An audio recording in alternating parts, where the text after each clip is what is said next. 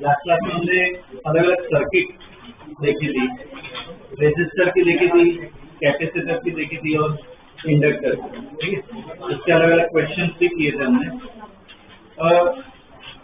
उसमें फटाफट रिवाइज करवा देता हूँ। आज पूरा कंबाइन करना है, ठीक है, इंपॉर्टेंट टॉपिक है।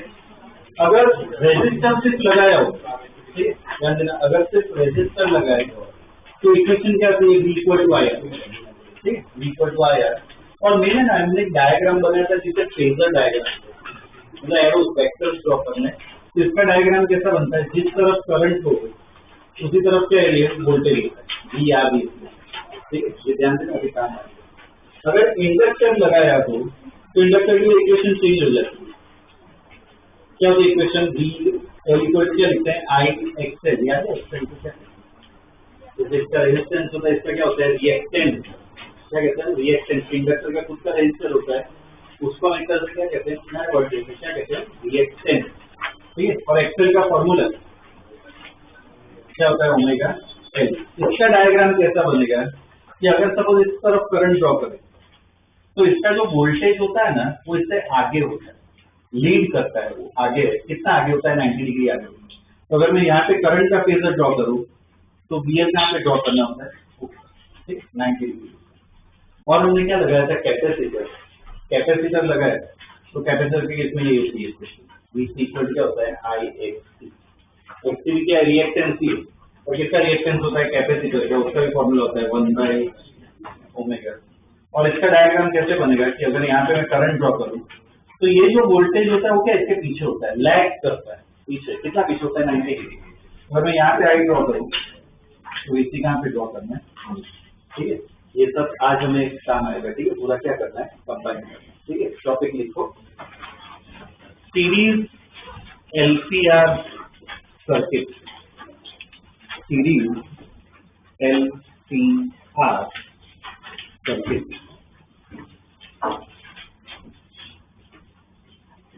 सीरीज LCR सर्किट, ठीक। मतलब क्या है तीनों तीन को ना कंबाइन कर देंगे एक ही सर्किट में डाल देंगे, तो इंडक्टर आ गया, कैपेसिटर आ गया, रेजिस्टर आ गया, सबको इधर कनेक्ट करना है। ये सिंबल याद है किसके लिए होता है, अगर मैं ऐसा सिंबल डाल देती और क्या वोल्टेज दे रहे हैं, पर कौन सा वोल्टेज दे रहे हैं ऑल्टरनेटिंग वोल्टेज दे रहे हैं, तो मात्र एक ऑल्टरनेटिंग वोल्टेज दिया, सबको सीरीज में कनेक्ट कर दिया, इंडक्टर कैपेसिटर और रेजिस्टर, ठीक है। इसमें करंट और वो सब हमें स्टडी करना है, ठीक है। ये इसकी सर्किट होगी। अब इसकी इक्वेशन बनानी होगी, ये हमने डिस्कस किया था, जैसे कोई भी सर्किट है एक रूल हमेशा लगा सकते हैं, कौन सा लूप रूल, किरचॉफ रूल लगा सकते हैं। तो यहाँ पे जितना ये जो वोल्टेज है ऊपर है इसमें डिवाइड हो जाएगा, मैं क्या लिख सकता हूँ इधर, इंडक्टर का वोल्टेज क्या होगा LdI/dt, कैपेसिटर का क्या होगा वोल्टेज Q/C, रेजिस्टर का क्या होगा IR। ये पूरा वोल्टेज क्या है सोर्स के बराबर होगा V0 sin ओमेगा, ठीक है। ये अपनी इक्वेशन है, इसको ना सॉल्व करना है, सब डायग्राम्स हमें ड्रॉ करना है, ठीक है। इसमें ना सिर्फ पहले ये सर्किट ड्रॉ करो, स्टेटमेंट लिखवा है, फिर थियरी आ सकती है बोर्ड में, सिर्फ सर्किट ड्रॉ करो।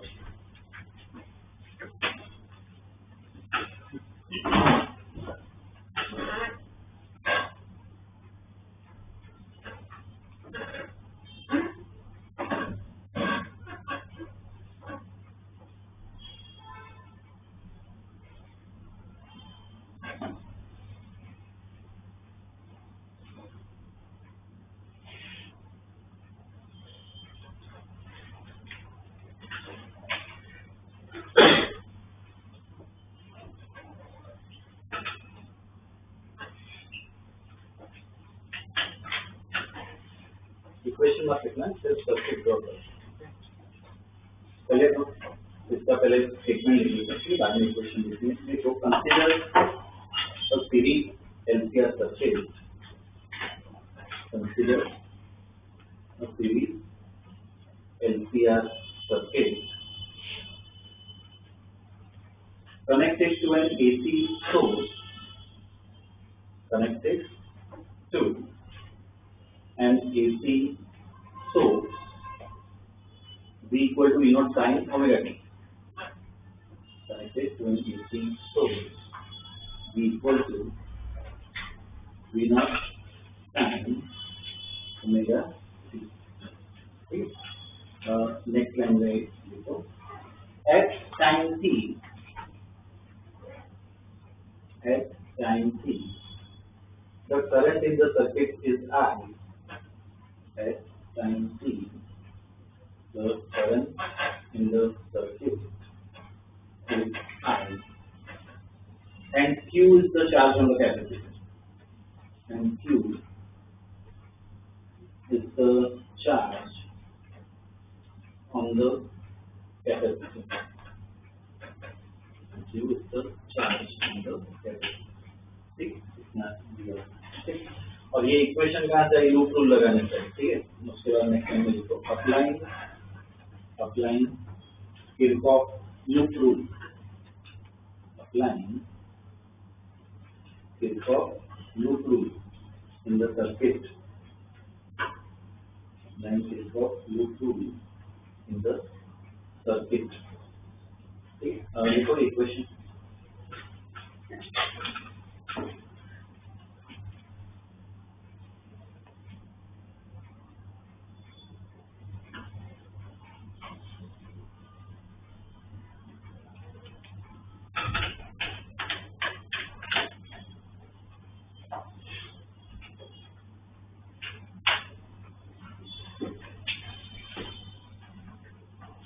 अब देखो इस इक्वेशन को सॉल्व करता है ना, तो उससे हमें क्या करंट मिलता है। पर देखो ये इक्वेशन है सॉल्व करना बहुत मुश्किल है।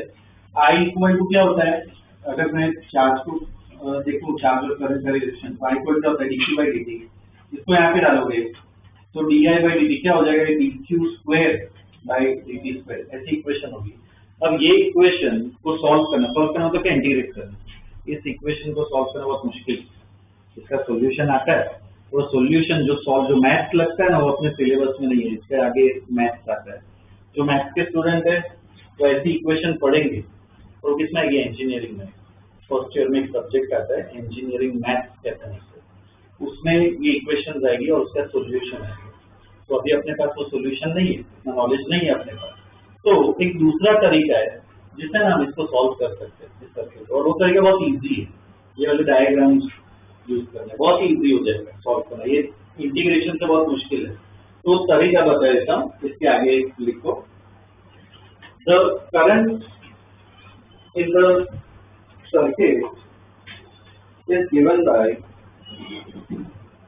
Current in the circuit is given by, current in the circuit is given by, तो इसकी ऐसी इक्वेशन आती है, I इक्वल टू लिख लो I not sine omega T plus minus five, ऐसी इक्वेशन आती है करंट की। I equal to I not sine omega T plus minus five, ठीक है। तो अपना टारगेट क्या है, एक I नॉट निकालना है और फाइव निकालना है, ठीक है। ये दो चीजें निकालनी, तो वो एक डायग्राम से एकदम इजीली आता है। इसके नीचे को आई नॉट, इधर आई नॉट क्या है, मैक्सिमम करंट एम्पलीट्यूड कहते हैं, तो लिखो I naught current amplitude, I naught current amplitude, ठीक है। और फाइव जो है, फाइव लिखो phase difference, phase difference between current and voltage, between current and source voltage. Phi phase difference between current and source voltage, between current and source voltage, ठीक है। और उनकी वैल्यू कहाँ से आएगी, ये डायग्राम ड्रॉ करने से आएगी, ठीक है। तो इसके आगे लिखो, the values of I not and phi, the values of I naught and phi can be obtained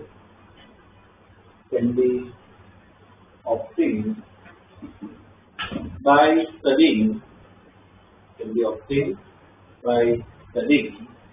the voltage phasor diagram, by studying the voltage phasor diagram, voltage phasor diagram, ठीक।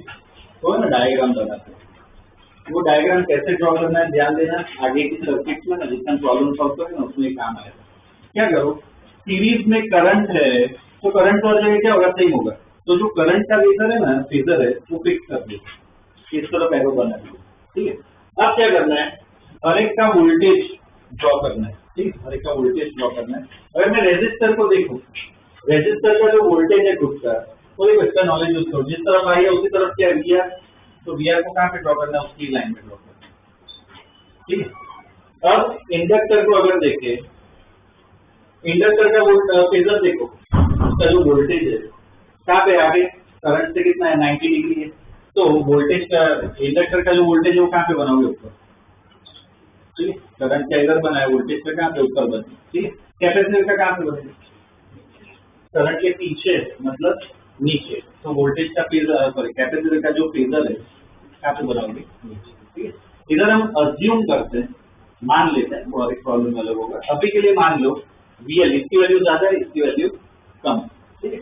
अच्छा उससे पहले मुझे बताओ टोटल वोल्टेज मुझे बताओ, ये लिख सकता हूँ क्या मैं, सब वोल्टेज को ऐड कर दिया, लिख सकते हैं।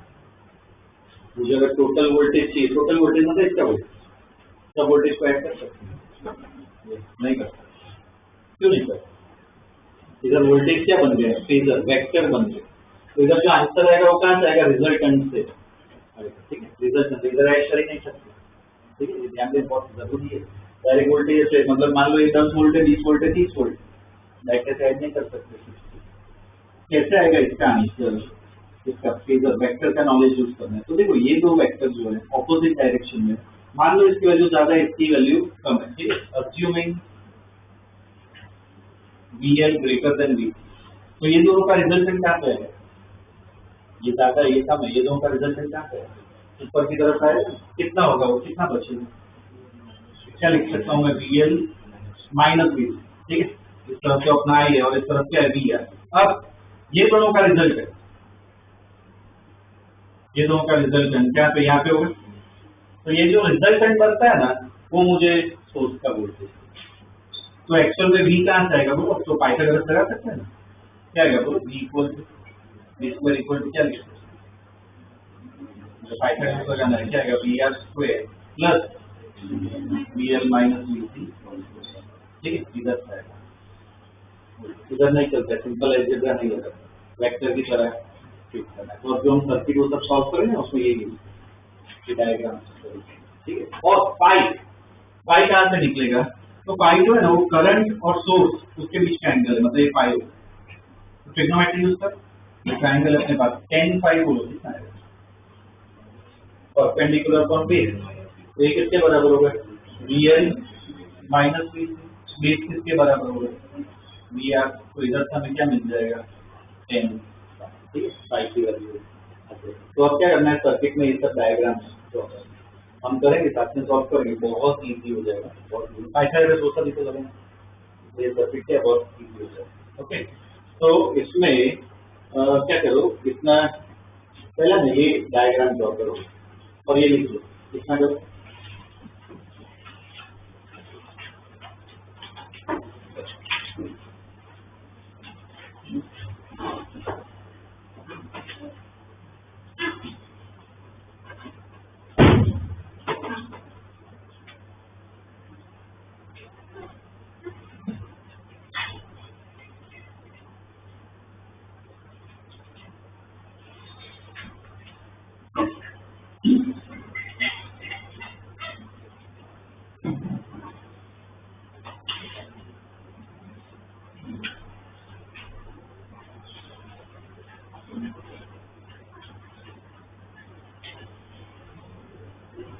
चलिए लो, ठीक है।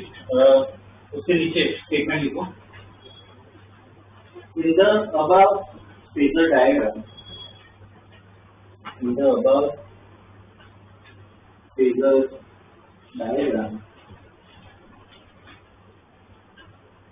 VL, VR, VC, in the above figure diagram, VL, VR, VC and V represent the voltage across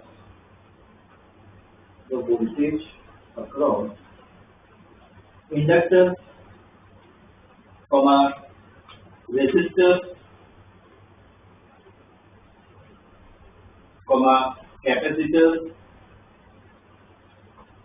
and the source respectively, कौन ला रहा है, स्टेटमेंट क्या लिखा है, सकते हैं उससे वोल्टेज, ठीक। बाद में हमने क्या किया, ये पाइथागोरस को सब लगा है, ठीक है। उसके बाद ये डायग्राम ड्रॉ करो, दूसरा डायग्राम ड्रॉ करो, कोई इक्वेशन मत लिखना, सिर्फ डायग्राम ड्रॉ करो, ठीक है। इक्वेशन लिख के तो चलेगा, ठीक है, डायरेक्ट इक्वेशन लिख, ये तो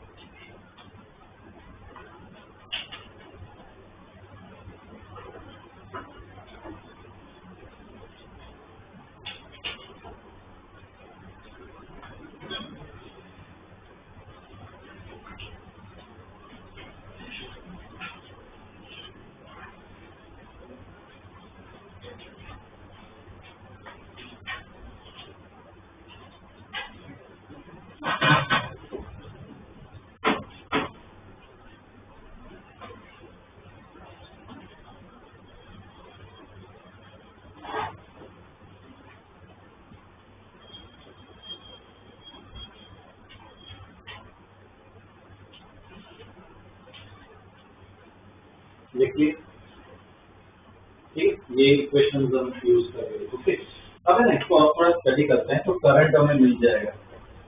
वी स्क्वायर इक्वल टू, ये पाइथागोरस से भी हमने लिखा, वी स्क्वायर इक्वल टू क्या है, V R square plus V L minus V C square. तो वी स्क्वायर देखो करंट आई जा रहा है, तो वी आर की जगह क्या लिख सकते हैं, आई आर उसका स्क्वायर प्लस वी एल की जगह क्या लिख सकते हैं, आई एक्स एल। वी सी की जगह क्या आएगा, आई एक्स, अभी लिखना उसका स्क्वायर।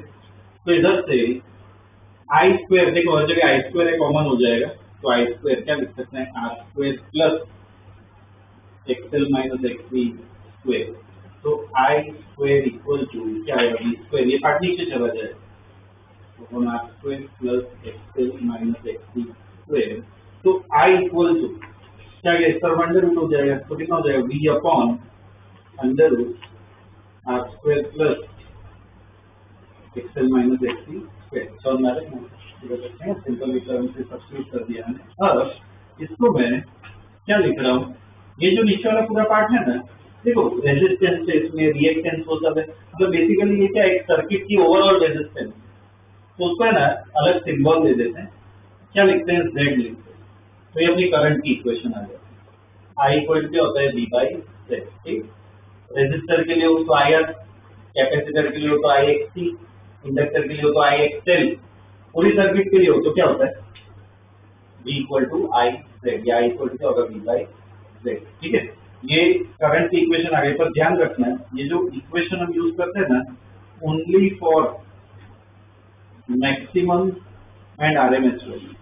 जब मैक्सिमम या आरएमएस वैल्यू निकालनी हो ना तो ही यूज हो, और कोई वैल्यू निकालनी हो क्या करना है वो मैं बता दूं। ठीक है, लिखो इतना पर।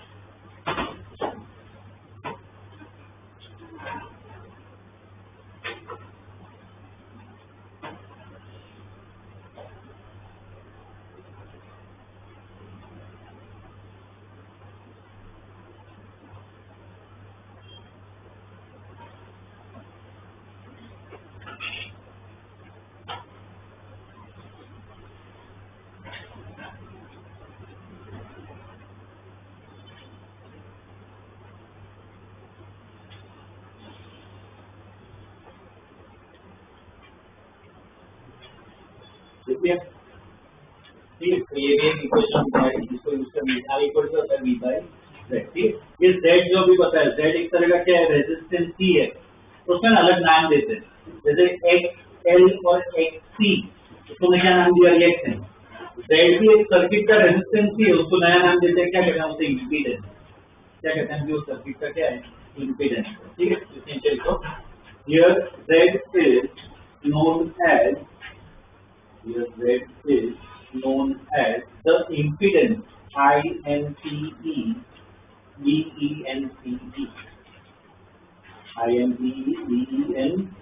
impedance. Here Z is known as the impedance of the AC circuit, impedance of the AC circuit, which is analogous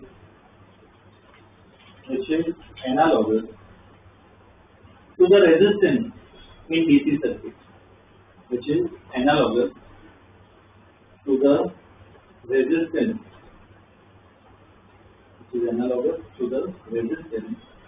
in the DC circuit. ठीक है, वो एक तरह का रेजिस्टेंस ही होता है, पर किसमें होता है, एसी सर्किट में। ठीक है, इसका असाइनमेंट बोलो क्या होगा,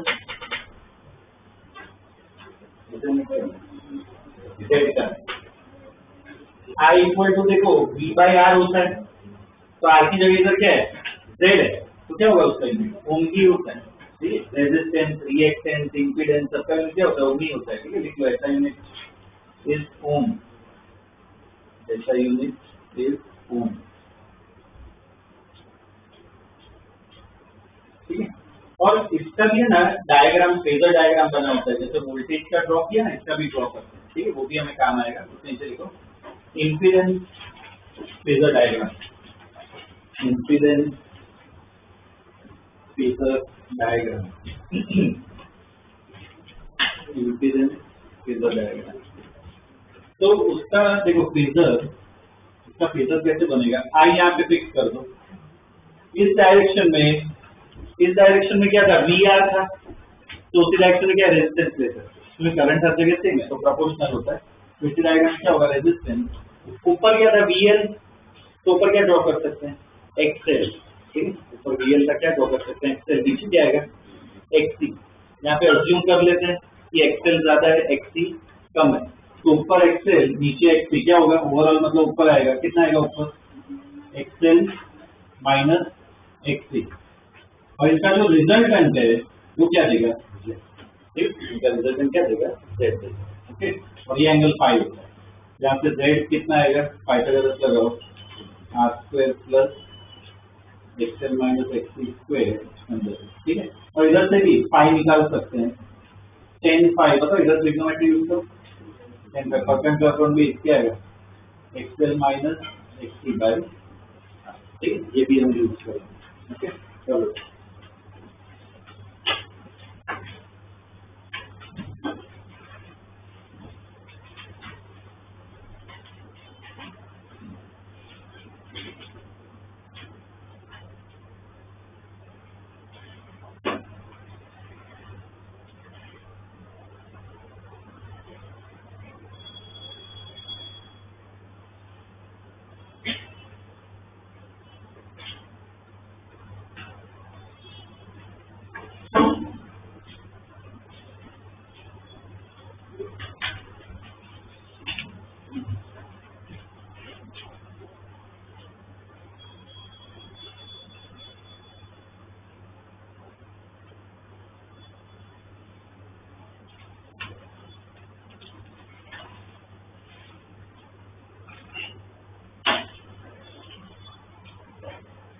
लिखिए, बस और कुछ पॉइंट लिखना, ठीक है, बाकी हम प्रॉब्लम क्या लेंगे। अगर सपोज ऐसा पूछे कि मुझे सिर्फ इसका वोल्टेज चाहिए, मतलब VL चाहिए, तो इसकी खुद की इक्वेशन आती है, क्या होती है, VL इक्वल टू क्या लिखते हैं, IXL। इसका वोल्टेज चाहिए तो VC इक्वल क्या होगा, IXC। इसका वोल्टेज क्या होगा, VR इक्वल टू IR। ठीक है, तो इनकी खुद की वोल्टेज निकालनी हो तो वो इक्वेशन यूज कर सकते हो। इसके आगे statement, to find RMS and maximum value of, to find RMS and maximum value of voltage across the components, voltage across the components, voltage across the components applied voltage across the components applied लिखो VR equal to IR, apply VR equal to IR, एक उसका box बनाओ, VR equal to IR, बाद में VL equal to IXL, VL equal to IXL, उसका box बनाओ, बाद में VC equal to IXC, VC equal to IXC, ठीक है, हर एक अलग अलग ये इक्वेशन लगा सकते हो, पर इसमें ध्यान रखना ये जो वोल्टेज निकलते हैं ना उसमें आरएमएस और मैक्सिमम वैल्यू ही मिलती है, तो उसमें वो मैक्सिमम और आरएमएस जो लिखा उसको अंडरलाइन करो, बहुत जरूरी है, ठीक है। और अगर कोई टाइम पे पूछेंगे पर्टिकुलर टाइम पे निकालो, वो है ना सिर्फ कॉम्पिटिटिव लेवल में ही आता है, जीडब्ल्यू में आता है कि कोई पर्टिकुलर टाइम पे अगर पूछे फेजर इक्वेशन नहीं लगा सकते, तो क्या करना पड़ता है, sign omega T cos omega T वाली इक्वेशन बनानी पड़ती है, हम देखेंगे, हम प्रॉब्लम करेंगे उसमें सब आएगा, ठीक है। तो उसके लिए ना बस एक स्टेटमेंट लिखवा देता हूँ, 3x4 बना के ना लिखो स्टेटमेंट, ये सिर्फ कॉम्पिटिटिव लेवल पे आता है, लिखो statement to obtain voltages and current, to obtain voltages and current at a given time t,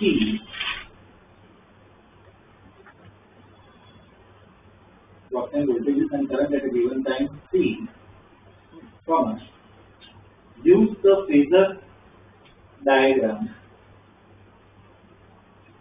use the phasor diagram, use the phasor diagram to obtain the equation to obtain the equation of the form, to obtain the equation of the form sin omega t or cos omega t, to obtain the equation of the form sin omega t or cos omega t, ठीक है, ये ध्यान रखें। बस एक last part बचा है, इसमें ना दो केस आते हैं, जो दो केस लिखवाता हूँ, ठीक है, वो बोर्ड में आते हैं, इसमें ही लिखवा दिया, केस 1 लिखो, केस 1 लिखो उसमें statement, if XL greater than XT, if XL greater than XT, तो देखो इसमें डायग्राम ड्रॉ किया है, देखो इधर ऊपर, ठीक, एक्सएल ज्यादा है एक्सटी से, तो जो z है या फिर ये वाला डायग्राम भी देख सकते हो, उस केस में अगर VL L का इफेक्ट ज्यादा है, तो ये जो अपना वोल्टेज है, जो सोर्स वोल्टेज है, वो क्या ऊपर की तरफ है, ऊपर की तरफ है, मतलब क्या हम बोल सकता हूँ करंट से कितना ऊपर है, 5 ऊपर है, तो ऐसे केस में हम क्या बोल सकते हैं कि voltage leads the current by 5, तो ऐसी जो सर्किट जिसमें इंडक्टेंस का इफेक्ट ज्यादा होता है, ऐसे सर्किट को हम कहते हैं इंडक्टिव सर्किट, क्या कहते हैं, इंडक्टिव सर्किट। तो इसमें देखो if XL greater than XT, then current lag,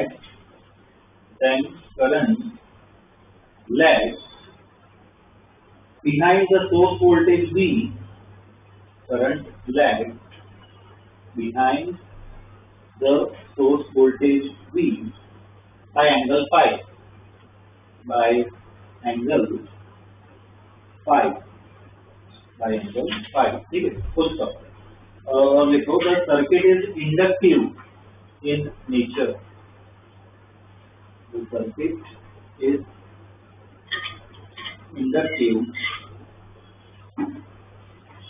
the circuit is inductive in nature, ठीक, the circuit is inductive in nature, ये स्टेटमेंट है।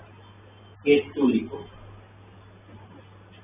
केस 2 क्या उसका उल्टा हो जाएगा, if XC greater than XL, if XC greater than XL,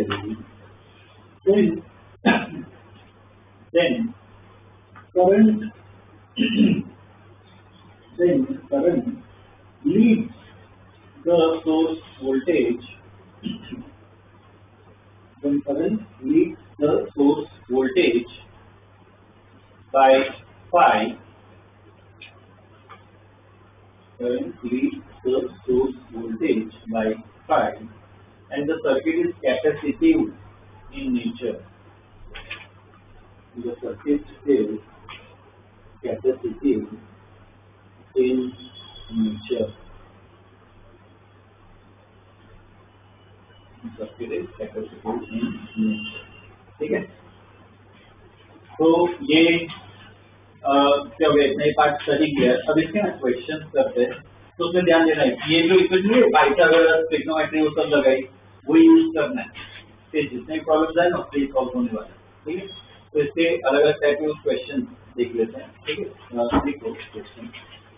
in LCR series circuit, in LCR series circuit, source voltage is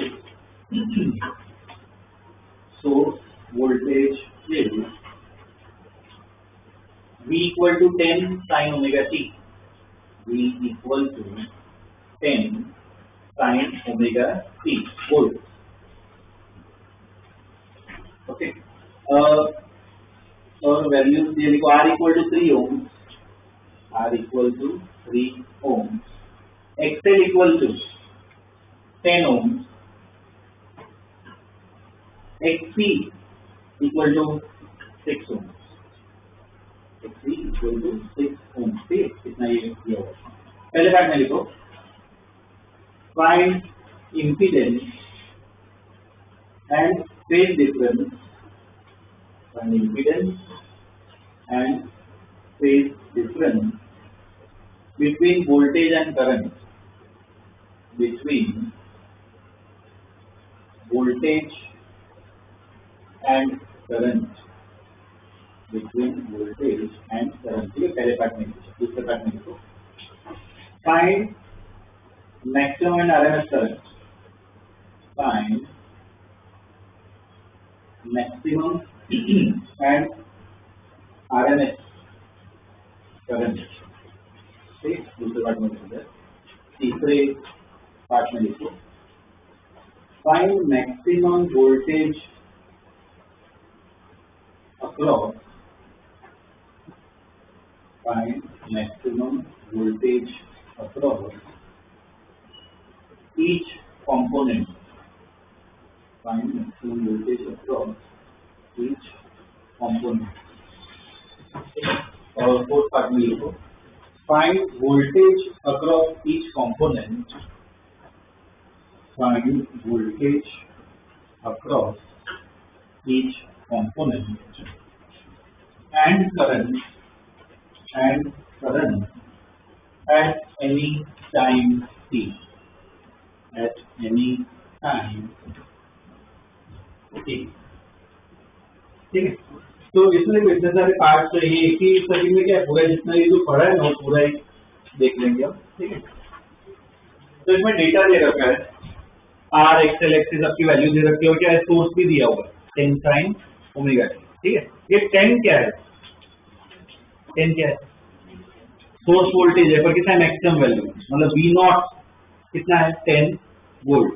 ठीक है, अब पहले पार्ट में क्या पूछा, इम्पीडेंस और पाई निकालना, मतलब क्या Z निकालना. तो इधर पहले पार्ट में लिखो Z इक्वल टू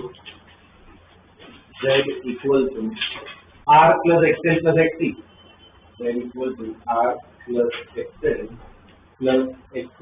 कितना हो जाएगा, सबको ऐड करेंगे कितना हो जाएगा, 19 आएगा, 19 ओम.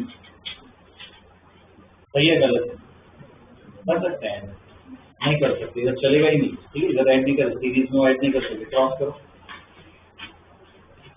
ये लिखने तक तो आंसर कहाँ से आएगा, क्या बनाना है हमें, फेजर. क्या बनेगा, हम फेजर ड्रॉ करेंगे. ठीक है, तो फेजर कैसे ड्रॉ करना है ध्यान देना. इसमें दूसरे सर्किट में अपने आप को ड्रॉ करना है. क्या करो, सबसे पहले आई बना देते हैं. ठीक है, सबसे पहले आई बना दी, इसी डायरेक्शन में क्या ड्रॉ करेंगे, आर. ठीक, इसी डायरेक्शन में आर ड्रॉ करेंगे. आर कितना है 3 ओम. अब देखो ऊपर एक्सएल होगा, कितना एक्सएल 10, नीचे कितना होगा एक्सएल कितना दिया है 6, तो ऊपर 10 है नीचे 6 है, ओवरऑल क्या होगा मुझे ऊपर की तरफ 4 होगा. तो ऊपर क्या लिखेंगे, एक्सएल माइनस एक्सपी, कितना आ गया अपना 4 ओम, और इसका जो रिजल्टेंट बनेगा वो क्या देगा हमें Z, और ये जो एंगल होगा फाइव, तो Z क्या है, पाइथागोरस लगा under root 3 square plus 4 square, तो Z कितना आ गया 5 ओम, ठीक है, ये Z आ गया, ठीक है। पाई बोलो, टेक्नोलॉजी 10 फाई, ऐसे देखो 10 cos sin जो यूज करना है कर सकते हो, पर जनरली 10 फाई ही यूज करते हैं, तो 10 फाई को टू, तो परपेंडिकुलर फ्रॉम बेस कितना होगा, 10 फाई को कितना होगा 4/3, तो कितना है 4/3, कौन सा एंगल हो गया 53,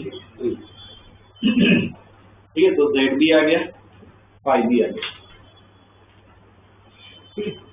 अब देखो इसमें जो पाई लिखता है ना 53, उसमें बताना होता है कि करंट लैग करता है या लीड करता है, क्या होता है, ठीक है। तो देखो करंट को हमने इस तरफ ड्रॉ किया, तो जिस तरफ Z होता है ना उस तरफ ही सोर्स होता है, तो इधर मुझे बताओ सोर्स आगे है या पीछे, ऊपर वाला आगे होता है, तो इधर क्या कहेंगे हम कि वोल्टेज लीड्स द करंट, या फिर दूसरा क्या बोल सकते हो, current lag the voltage bye 5, मतलब कितना होगा 50, ठीक है।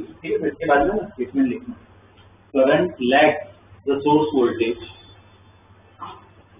Current lag the source voltage by 53 degree, by 53 degree, okay. दूसरे पार्ट में क्या पूछा, क्या निकालना, मैक्सिमम और आरएमएस करंट, तो पूरी सर्किट के लिए अपन सी इक्वेशन यूज करें, अगर मुझे करंट निकालना हो, अभी लिखो हमने पूरी सर्किट के लिए हो तो क्या होता है, क्या इक्वेशन होती है, V इक्वल टू क्या यूज करते हैं I Z, ठीक है, पूरी सर्किट के लिए ये यूज होती है। अब ये भी सेम मैक्सिमम निकालना है, तो I not equal V not equal to क्या होगा I नॉट Z, तो इधर से I नॉट इक्वल टू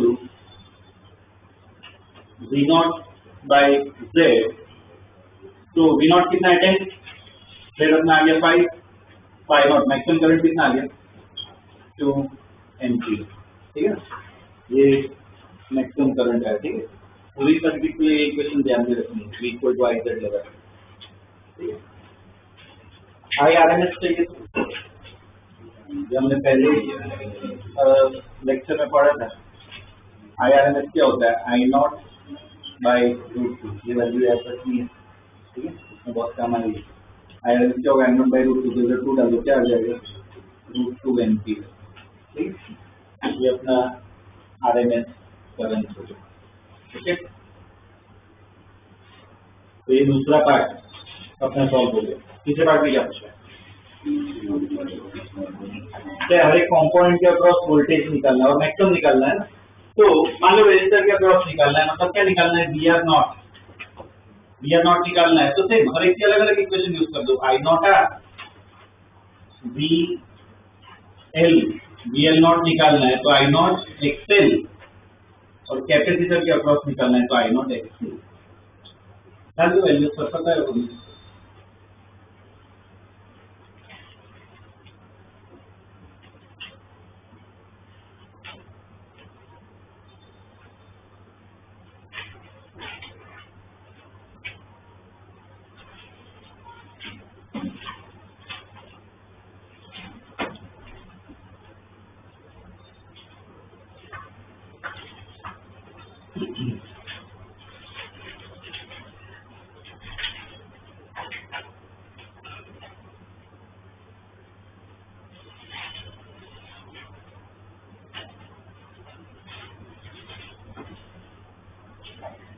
कितना आ रहा है, VR नॉट कितना है, कितना है 6 वोल्ट, ये VR not 20 volt, sorry 12 volt है, ठीक, ये हमने क्या निकाल दिया, हर एक का वोल्टेज निकाल दिया, ओके। ये पार्ट हो गया। लास्ट पार्ट में क्या पूछ रहे थे,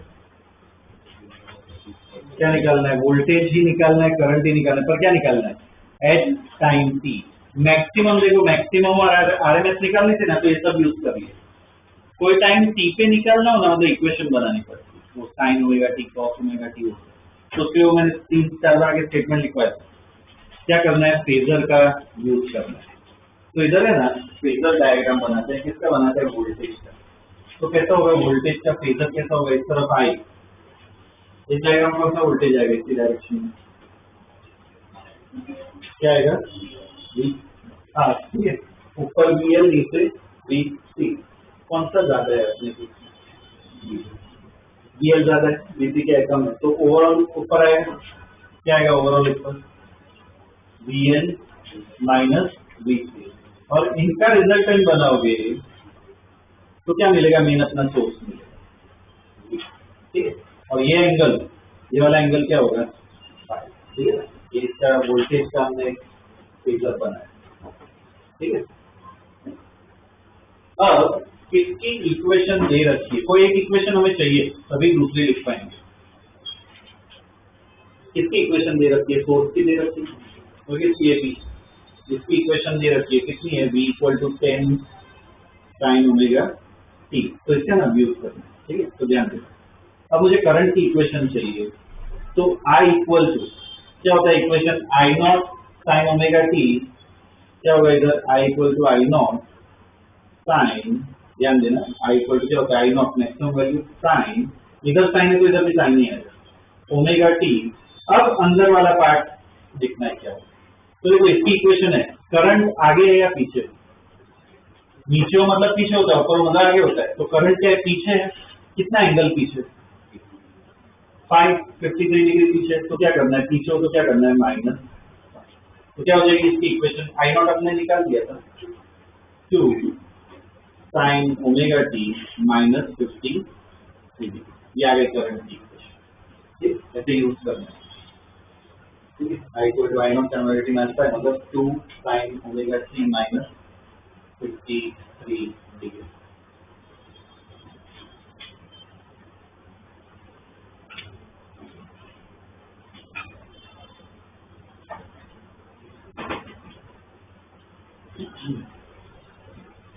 ठीक है, अब है ना इसकी इक्वेशन निकालते हैं, वी आर की इक्वेशन बनाए, तो वी आर का भी ऐसा ही फॉर्म होगा, वी आर इक्वल क्या होता है, V R not sine omega t, बताओ इधर वी आर का वेक्टर देखो, वो भी वी से पीछे ही है, कितना एंगल पीछे, 5, तो इधर भी क्या आएगा, -5, मतलब कितना होगा, वी आर नॉट हमने निकाला था, कितना, 6 sign omega t minus 53 degree, ठीक, 6 sign omega t minus 53 degree,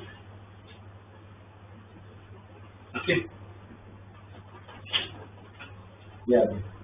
अब VL निकालना है, तो VL इक्वल टू देखो, VL not sine omega T, VL का फेजर देखो कहां पे, VL का फेजर कहां पे, ऊपर V से कितना आगे है, ऊपर है तो V से आगे है, कितना आगे है, कितना एंगल आगे है, कितना एंगल होगा, 90 माइनस 5 मतलब कितना होगा, 37, तो इतना आगे है, कितना आगे है, 90 माइनस 5 से आगे है, आगे हो तो क्या करना है, प्लस VL नॉट कितना है, 30, तो 20 साइन ओमेगा टी कितना आएगा, प्लस 37, बोलो समझ आ रही है क्या करें, 37 डिग्री ऊपर, ठीक है। VC का एक बार अपने आप कितने ट्राई करो, VC का क्या,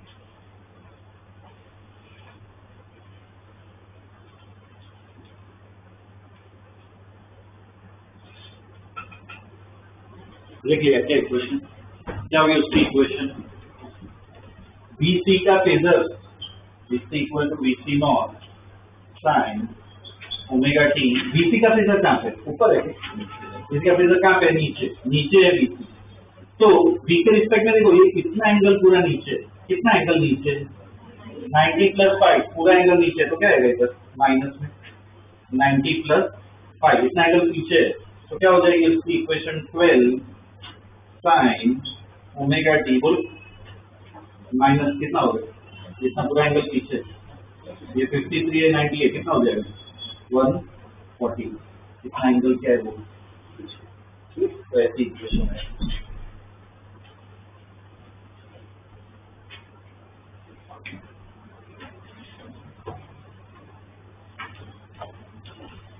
ठीक है, तो जो सर्किट के प्रॉब्लम्स है वो ऐसे हमें सॉल्व करना होता है, फेजर और वो सब बनाना होता है। ओके, तो इसके और अलग अलग टाइप देखिए हैं।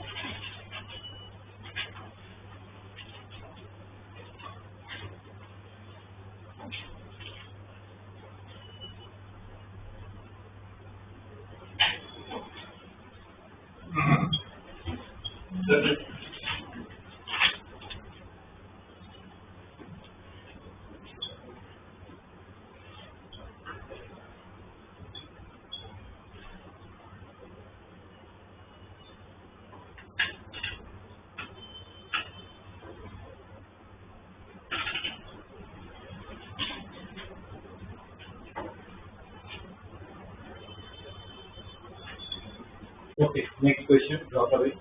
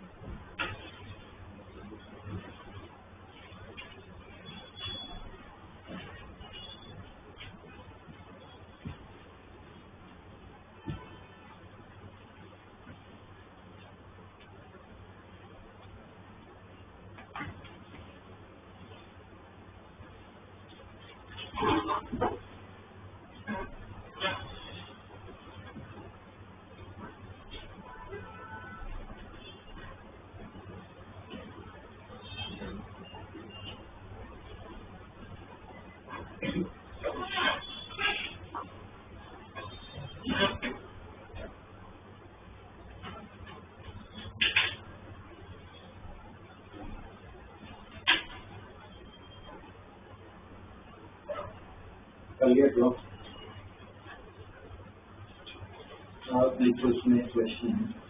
The reading of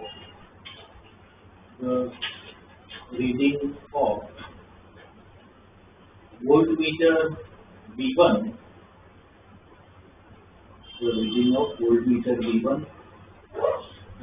equal to 40 volts, V2 equal to 80 volts, V1 equal to 40 volts, V2 equal to 80 volts, and of ammeter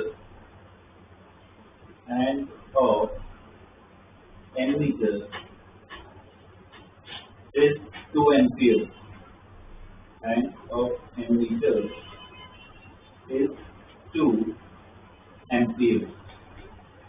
Okay, इतना दिया हुआ है. Okay, find reading of V3. Find reading of V3, phase difference between current and source voltage. Phase difference between current and source voltage. ठीक है, लिखो impedance. ठीक है, इतना स्टडी करना है. अब देखो इसमें ये कंसेप्ट है, बता देता हूँ. वैसे लास्ट क्लास में डिस्कस किया था, वापस यहाँ से रिपीट कर रहा हूँ. वोल्ट मीटर है, V1 V2 V3 के आपने वोल्ट मीटर है. ये क्या दिया हुआ है, एम मीटर. वोल्ट मीटर और एम मीटर हमने पढ़ लिया है. वोल्ट मीटर और एम मीटर किसका बना होता है, उसको खोल के देखे क्या होता है. गैल्वेमीटर. क्या होता है, गैल्वेमीटर. गैल्वेमीटर में जो पॉइंटर होता है वो पॉइंटर डिफ्लेक्ट कैसे होता है. मान लो करंट इस तरफ जा रहा है तो नीडल इस तरफ डिफ्लेक्ट होगा. करंट अगर ऑपोजिट डायरेक्शन में जा रहा है तो नीडल उस तरफ डिफ्लेक्ट होगा. ठीक है, उस हिसाब से डिफ्लेक्शन होगा. अब यहाँ पे तो कौन सा करंट है, ऑल्टरनेटिंग करंट. मतलब एक मोमेंट पे करंट इस तरफ होगा, दूसरे मोमेंट पे इस तरफ होगा. तो ऐसे क्या ऑल्टरनेट होते रहेगा. पर ये जो ऑल्टरनेशन जो होता है ना, बहुत फास्ट होता है.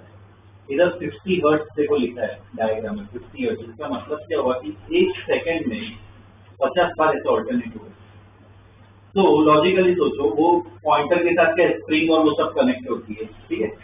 तो एक मोमेंट पे इस तरफ निकल जा रही है तो स्प्रिंग क्या जस्ट कंप्रेस हो गई, उसी मोमेंट पे तुरंत क्या ऑल्टरनेट हो गया तो दूसरी तरफ जाने की ट्राई करेगी, जिस तरफ ऑपोजिट जाने की ट्राई करेगी वापस तुरंत ही ऑल्टरनेट हो जाएगा। तो जो पॉइंटर है वो मूव कर पाएगा, तुरंत ही ऑल्टरनेशन हो रहा है तो क्या पॉइंटर मूव ही नहीं कर पाएगा, तो रीडिंग क्या होगी?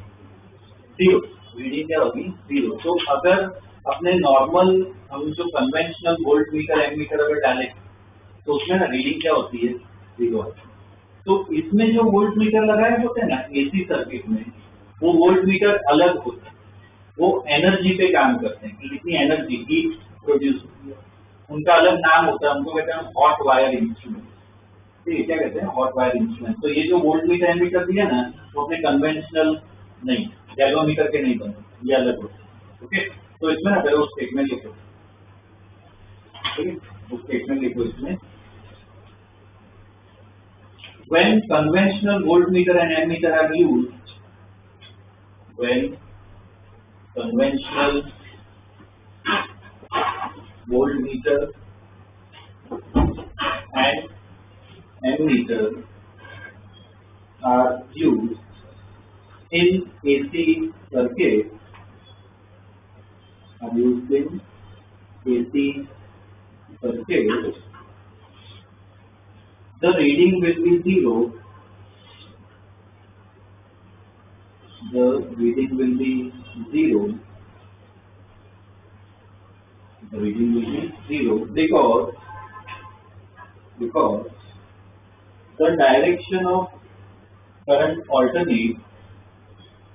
Because the direction of current alternate rapidly. Direction of current alternate rapidly. ठीक है, इसलिए क्या है उसमें रीडिंग मिलेगी। नेक्स्ट टाइम में लिखो, the voltmeter and ammeter in AC circuit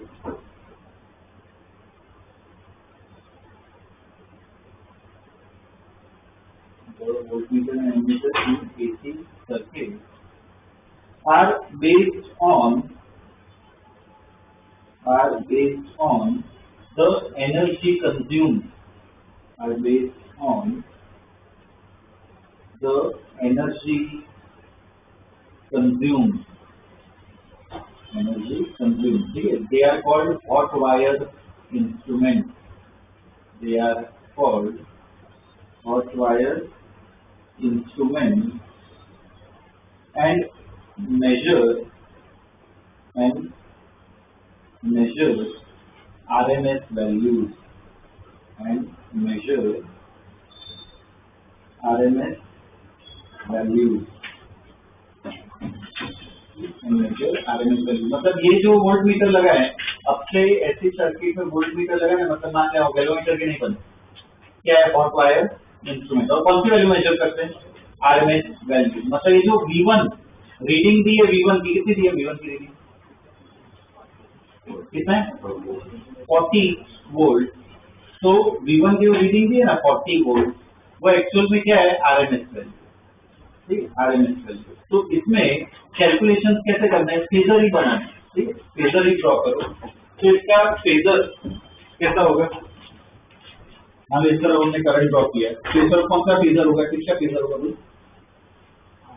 किसका होगा? वोल्टेज रेजिस्टर का होगा VR। तो इधर VR इधर कौन सा है? V2। तो इधर क्या बनेगा? V2, ठीक है।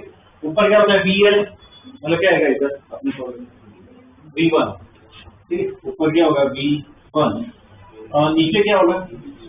V3, ठीक है। नीचे क्या होगा? V3 निकालना क्या है हमें? V3 निकालना है। ऊपर VL, नीचे क्या होगा? V3।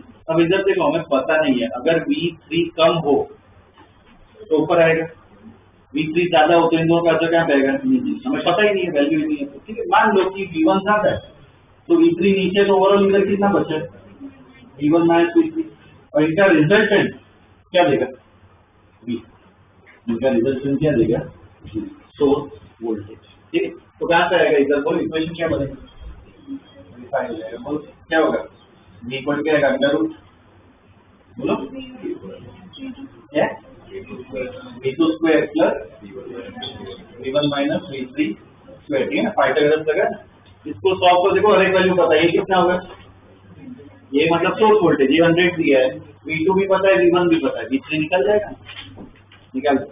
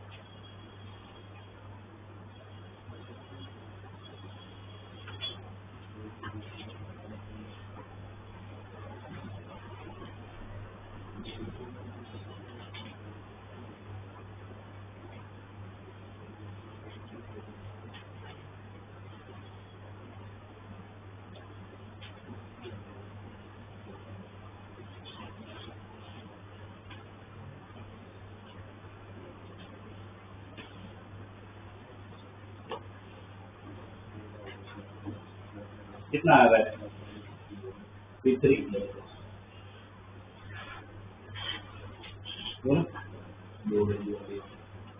क्या है, दो वैल्यू ना, अंडर रूट है, दो वैल्यू आएगी, पर ऑब्वियसली कोई एक ही पॉसिबल है।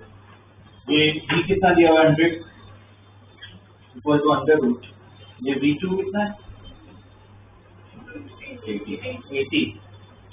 80 square plus v1 40 minus v3 उसका स्क्वायर, अंदर उसको इस तरफ ले ले, तो 100 square equal to 80 square plus v 40 minus v3 square, ये इस तरफ लेके जाओ, कैलकुलेट करो, ये 10,000 है कितना, 6400 में कितना हो जाएगा, 3600 equal to 40 minus v3 square, square को इस तरफ लेके जाओ अंडर रूट, जब अंडर रूट लेते हैं तो प्लस माइनस दोनों आते हैं, तो प्लस 60 लेके चलो इक्वल टू 40 माइनस v3, और दूसरा पॉसिबिलिटी क्या है, माइनस 60 लेके चलो।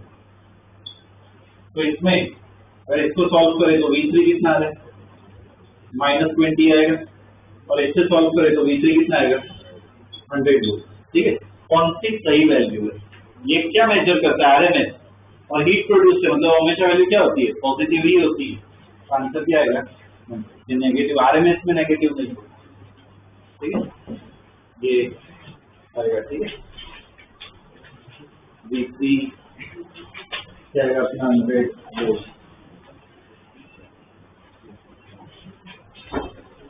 ठीक है,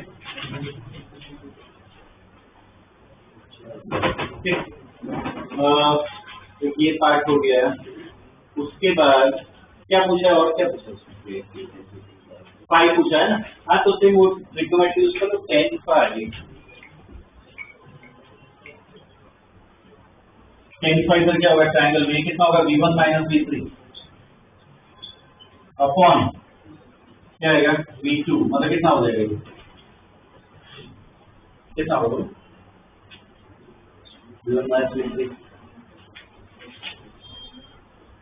कितना होगा -60 अपॉन V1 कितना है 40, ये कितना 100 आया, ठीक है, -60 V2 80 मतलब -3/4, तो 10 इक्वल टू -3/4 मतलब 5 कितना आया -37, -37 है, इसका मतलब क्या है कि वो नीचे होगा।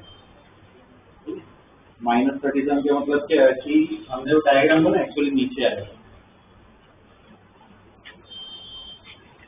ठीक है। तो इसमें ये -37 आया, उसमें लिखना है माइनस है, इसका मतलब क्या है, voltage lag the current, voltage lag the current,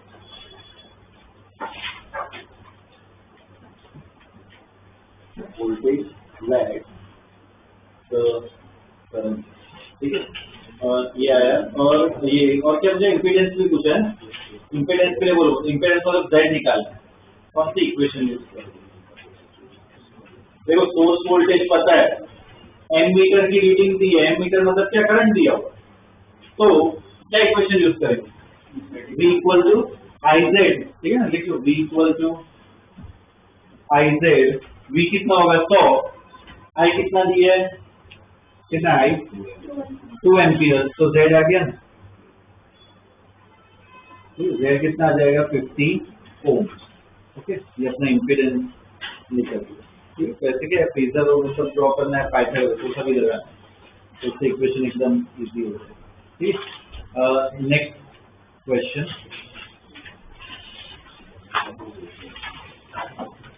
और resistor of 200 ohm, a resistor of 200 ohm and capacitor of 15 microfarad, 15 microfarad is connected to an AC source, is connected to an AC source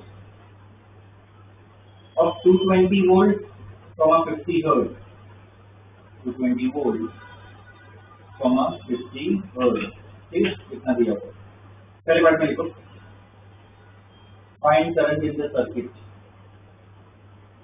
find current in the circuit, ठीक है। और दूसरे part में लिखो, find RMS voltage, find RMS voltage across resistor and capacitor, RMS voltage across resistor and capacitor, ठीक है। अब देखो इस सर्किट में इंडक्टर नहीं दिया हुआ, सिर्फ रेजिस्टर और कैपेसिटर दिया हुआ, कोई फर्क नहीं पड़ता, हम जो नॉर्मल फेजर बनाते हैं वैसे ही ड्रॉ करना है, बस इंडक्टर का फेजर नहीं बनाना है, नॉर्मल जैसे करते हैं वैसे ही करना है। फेजर पे देखो डेटा लिख लेते हैं, आर को कितना दिया है 200, सी कितना दिया है 15 माइक्रोफैरेड, पर फेजर बनाना तो हमें क्या चाहिए, एक्ससी चाहिए, एक्ससी का फॉर्मूला क्या है, एक्ससी इक्वल टू होता है 1/ओमेगा सी, लिखो फॉर्मूला, एक्ससी इक्वल टू क्या होगा 1/ओमेगा सी, सी को जो दिया है, ओमेगा कैसे निकाले, फ्रीक्वेंसी दी है ना 50 हर्ट्ज, तो ओमेगा इक्वल क्या होता है 2πf इंटू सी, ये सभी वैल्यूज डालो, पाई की भी वैल्यूज डालो, करो कैलकुलेट करो, ज्यादा कैलकुलेशन हो तो फोन यूज कर सकते हो, ठीक है, करो कैलकुलेट करो, देखो एक्स कितना आता है,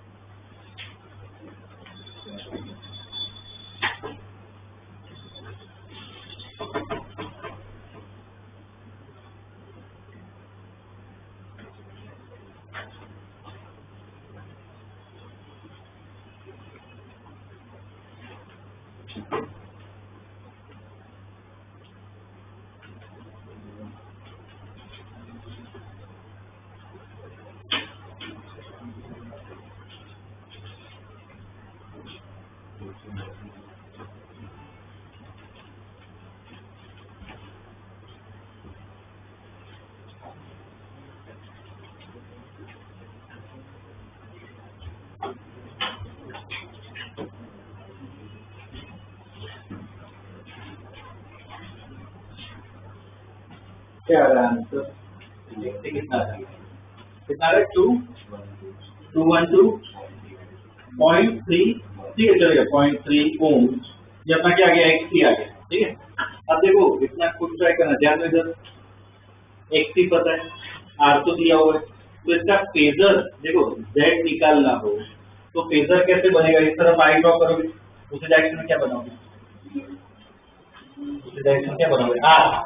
आपके लिए उसी डायरेक्शन क्या बनेगा? R। और बोलो XC कहाँ पे बना? नीचे। XC कहाँ पे बनेगा? नीचे। XL ऊपर आ जाए, पर वो दिया ही नहीं, उनका रिजल्टेंट क्या दे देगा? Z। ठीक है, बनाओ फेजर बनाओ, करो कैलकुलेट करो, पूरा कैलकुलेशन नॉर्मल जो करते हैं वही है। फेजर बनाओ, पाइथागोरस लगाओ, आएगा आंसर, Z मिल जाएगा। ये EMI चेक हो गया, एक बार पेपर भी देख लेना। और माही उरत लक्ष्य द्वारकेश जानवी भक्ति जैविक आरव भूमि रवि ध्रुवी रमेश अभियो हार्दिक साधना ध्रुव मानव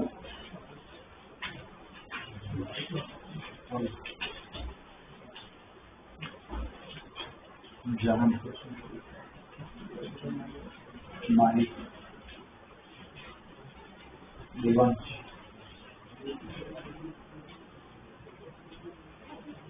हरी नीव स्वयं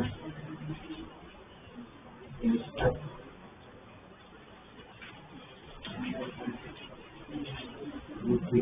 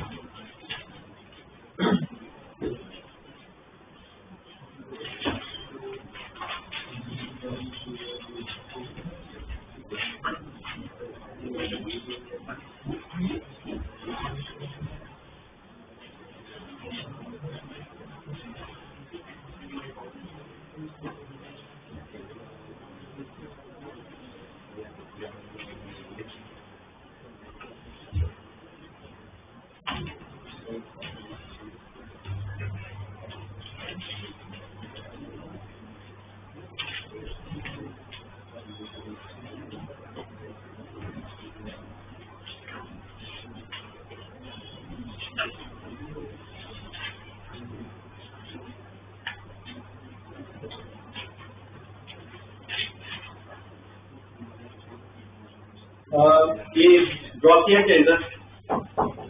कैसा होगा फेजर? यहाँ पे इस तरफ I, इसी तरफ क्या होगा? R, नीचे क्या होगा? XC, और इनका रिजल्टेंट बनाओगे तो ये क्या आएगा? Z। ठीक है, तो Z देखो इधर Z कहाँ से आएगा? इधर एक्सेल बनाने की जरूरत नहीं, नॉर्मली ड्रॉ करो। ठीक है, Z कहाँ से आएगा? पाइथागोरस से आएगा। बोलो क्या आएगा इधर formula? R square plus XC square, दोनों की वैल्यू दे रखी है। 200 स्क्वायर प्लस 212.3 स्क्वायर, कितना आ रहा है Z?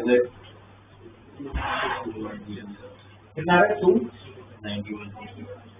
291.67 ओम, अपना Z आ गया। ठीक है, पूछा क्या है? क्वेश्चन में पूछा करंट, तो करंट कौन सा इक्वेशन यूज करें?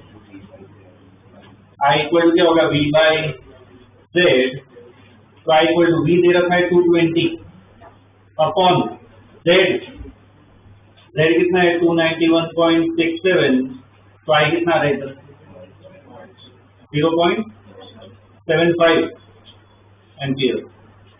ठीक है, ये अपना करंट आ गया। ठीक है, शॉर्ट सर्किट नॉर्मल सर्किट जो हमने किया वही करना है। ठीक है, कोई अलग नहीं है। बस मुझे ये बताओ कि कौन सी वैल्यू निकाली, RMS निकाली, मैक्सिमम निकाली, कौन सी वैल्यू? देखो ये Z की वैल्यू, इसमें RMS जैसा कुछ नहीं होता, ये वैल्यू तो फिक्स होती है। ठीक है, वोल्टेज को देखो, वोल्टेज कितना है 220, कुछ ना दिया हो तो कौन सी वैल्यू होगी RMS। तो ये जो वैल्यू निकाले कौन सी RMS लिखना, ब्रैकेट में हमें ट्राई करना चाहिए कौन सी वैल्यू क्या पूछी है पता होना चाहिए। ठीक है, ये कौन सी वैल्यू है अपनी RMS। ठीक है, दूसरे पार्ट में क्या पूछा है दूसरे पार्ट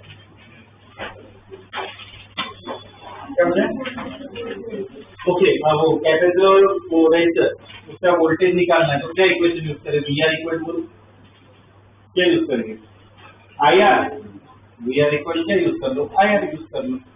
तो I और R दोनों पता है, चलो कैलकुलेट। वैसे VC इक्वल क्या होगा IXC, तो इसका वोल्टेज आ जाएगा।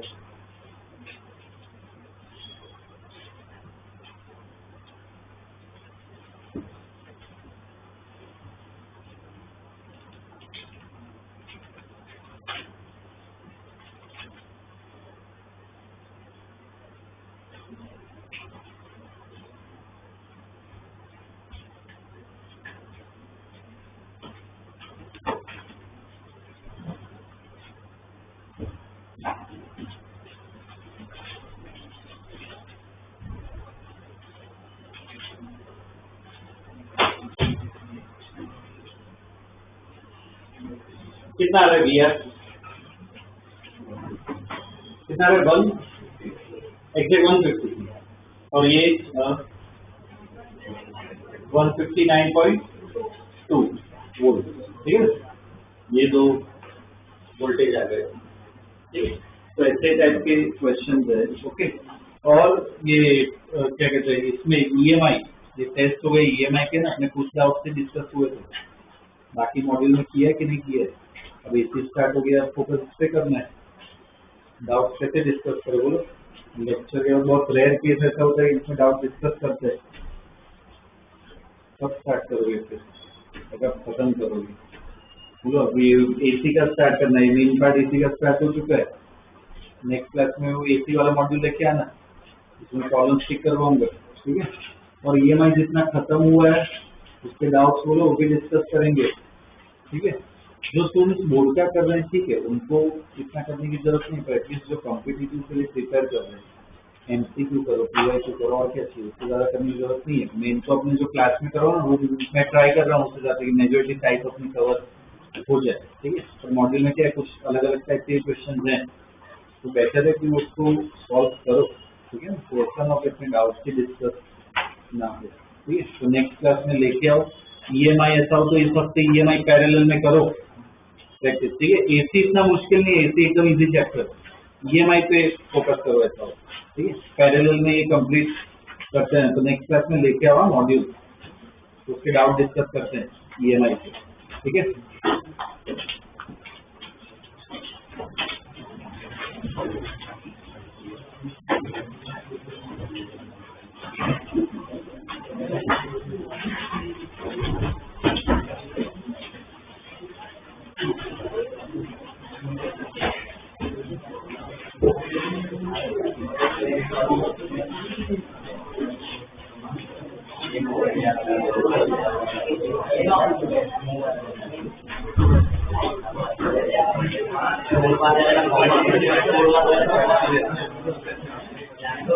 पहली बार